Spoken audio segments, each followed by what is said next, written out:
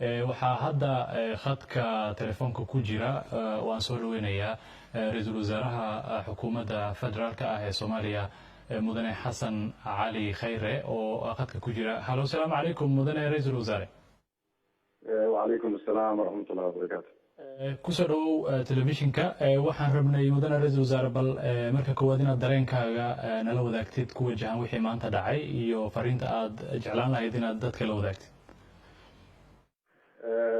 wixii maanta dhacay runtii waa musiibo qaran waxa uu ahaa qarax lagu dhibaateeyay ummadda Soomaaliyeed. waxa aan tacsi horta u dirayaa dhammaan qoysaskii eheladii dadkoodii ay wax ku gaareen. waxaan uga tacsiyeynayaa dhammaan shacabka Soomaaliyeed dhibaatadii soo gaartay ummadda Soomaaliyeed.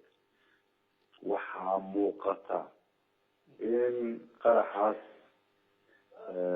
lala beegsaday dad Soomaaliyeed oo shacab ah oo kulligood dad masaakiiniin ah oo shacab ah oo jooga goobahoodii shaqo.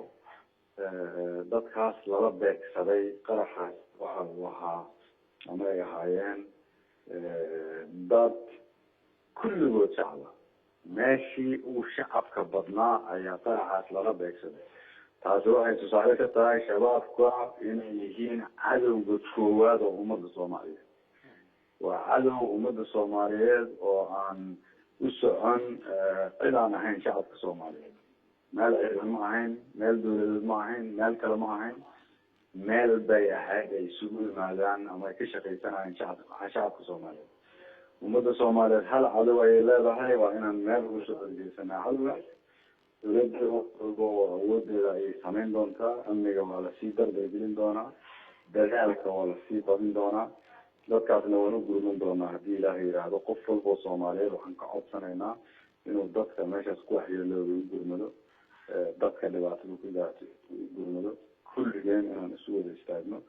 tanina ay noo noqoto tusaale. qof dambe oo dib usoo dhigi karta ma jirto. waa inaan meel uga soo wada jeesanaa cadowga ummadda Soomaaliyeed. maanta cadowga noogu weyna waa dadkaas. dhalinyaradeena iyo hooyooyinkeena iyo aabaheena iyo ganacsatadeena iyo culumadeena iyo caaqiliinteena iyo mutacalimiinteena leenaya.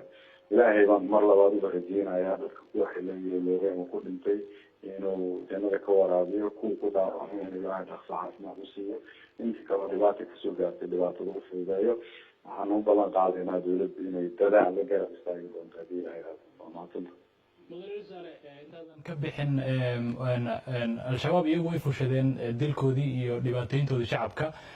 soo far idinku maxaa la qabtay oo la xiriira dadkan gurmadkooda? maxaase qorshuhu yahay? dad badana dhaawacyo kasoo gaareen oo halka isbitaalada yaala. tallaabooyinka aad qaadeen oo la xiriira in dadkaas la caawiyo ilaa hadda oo xukuumaddu ay qaaday? maya maalin markii uu dhaawac dhacay ama qarax dhacay ilaa hadda xukuumaddu dadaal ayay ku jirtay. waxaan u dirnay ama ambalaasyo ha noqoto ama dibdamisyo ha noqoto ama shaqaale dowladeed ha noqdo. hadda waxaa fadhiya xafiis kamid ah xafiisyada dowladda dad ka shaqeynaya u gurmashada dadkaas oo fadhin doona ilaa caawadan. haddii ciidan loo baahdo ciidan u diri doona. haddii qalab loo baahdo u diri doona. haddii dhaqaale ama wax kale loo baahdo dadkaas maanta meesha ka shaqeynaya ku caawin doona. waxaa la iyo shaqadooda caawiya ay ku socon lahayd. ilaa berrina waa socon doontaa iyo haddii ilaahay aada waqtiga loo baahdo. waxaa kaloo aan kasii fikiraynaa si aan hawsha usii dardargeli lahayn. marka hadda halkaas ayaan kusoo koobaya tacsida.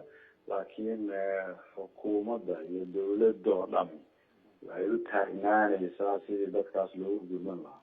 waxaa kaloo taagnaan doontaa sidii amniga loo sii dardargelin lahaa si aana dhibaatooyinkan mar kale noogu dhacin.